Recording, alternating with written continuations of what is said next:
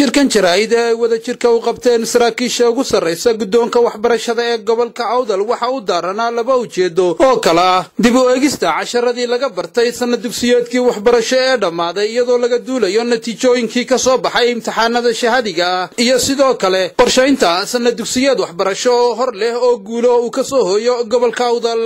gudoomiyaha waxbarashada ee gobolka Awdal Axmed Cigar Hiiraash ayaa waxa uu carabka ku dhuftay in boqolkiiba 99 in ka badan ardaydii u fadhiisatay imtixaanada dugsiyada dhexe iyo sare ee shahaadiga ah gobolka Awdal ay guulo ka soo hooyeen sanad walba natiijadan inoo soo dirayaan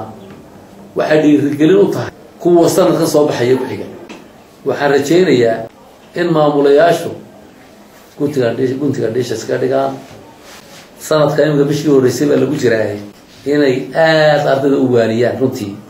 waxaana uu intaasi ku daray inay dareensan yihiin jiritaanka baahi loo qabo dhinaca laboratoryga marka taawna uu dareensan yahay wasiir waxbarashada uu dareensan tahay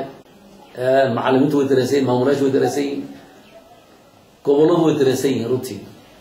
waxaan ku baraarujin doonaa haddii ay la maamulayaasha dugsiyada sare in shirarka joogtaa sameeyno balse arrinta looga midho lahaa nuqallo sidoo kale gudoomiye ku xigeenka waxbarashada ee gobolka Awdal Aadan Farax Maxamuud ayaa waxa uu digniin u diray maamulayaasha dugsiyada sare maamulayaasha dugsiyada sare waxa muhiim ah inay iska ilaaliyaan ardayda grade-kooda ka soo boodaysa standard 7 ka standard 6 ka standard 8 ka ardayda hadda ay ba form 1 iyo form 2 la fariisinaya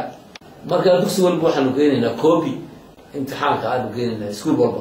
iyagoo aanu ka rabno qofkii baasana deena foomkii fadhiisiyay qofkii aan gudbina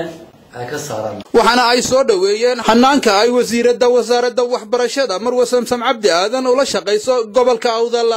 Abdul Ali Yusuf Hon Cable TV Borama